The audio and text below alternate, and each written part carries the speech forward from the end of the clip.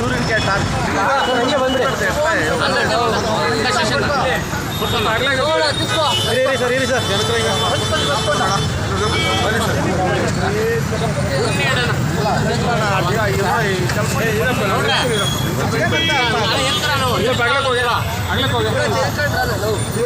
ಕೌರ್ ಕೊಟ್ಬಿಡಿ ಕೌರ್ ತಗೊಂಡ್ರ ಕೌರ್ ಕೊಡಿ ಅಂದ್ರೂ ಕೊಡ್ತಾರ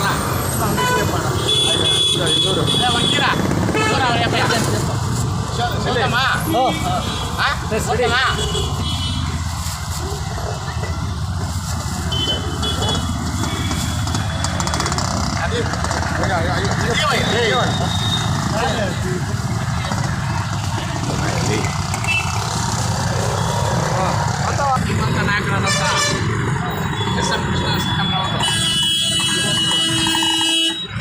ಬೆಳಗ್ಗೆ 2:45ಕ್ಕೆ ಅಮಲೀಕರಣ ಆಗಿದ್ದಾರೆ.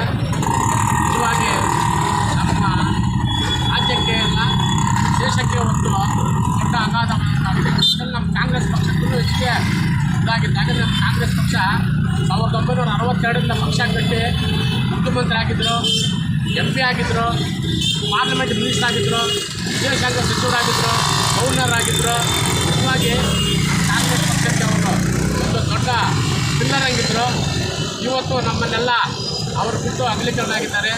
ಅದರಿಂದ ನಮ್ಮ ಕಾಂಗ್ರೆಸ್ ಪಕ್ಷದ ನಮ್ಮ ಮುಲ್ಬಾಲ್ ತಾಲೂಕು ಕಿಸಾನ್ ಘಟಕದಿಂದ ನಮ್ಮ ಶೇಷಣ್ಣ ಆಗ್ಬೋದು, ನಮ್ಮ ಸೀನಪ್ಪ ಆಗ್ಬೋದು, ನಮ್ಮ ಮಾರಪ್ಪ ಆಗ್ಬೋದು, ನಮ್ಮ ಕೋಡಿ ಶಿವಣ್ಣ ಆಗ್ಬೋದು, ನಮ್ಮ ರಾಧಾಕೃಷ್ಣ ಆಗ್ಬೋದು, ನಮ್ಮ ಅಲ್ತಾಫ್ ಅಶ್ರಫ್ ಆಗ್ಬೋದು, ನಮ್ಮ ನಿಖಿಲ್ ಆಗ್ಬೋದು, ನಮ್ಮ ಮಂಜುನಾಥ್ ಅವರಾಗ್ಬೋದು, ನಮ್ಮ ರಾಧನ್ ಆಗ್ಬೋದು. ನಿಜವಾಗಿ ಎಲ್ಲ ನಾವೆಲ್ಲ ಸೇರಿ ಇಲ್ಲಿ ಸಿರುವಂಥ ಸರ್ಕಲಲ್ಲಿ ಒಂದು ಅವ್ರಿಗೊಂದು ಶ್ರದ್ಧಾಂಜಲಿ ಮಾಡಬೇಕು ಅಂತೇಳಿ ನಾವೆಲ್ಲ ತೀರ್ಮಾನ ಮಾಡಿ ಇವತ್ತು ಮಾಡಿದ್ದೀವಿ.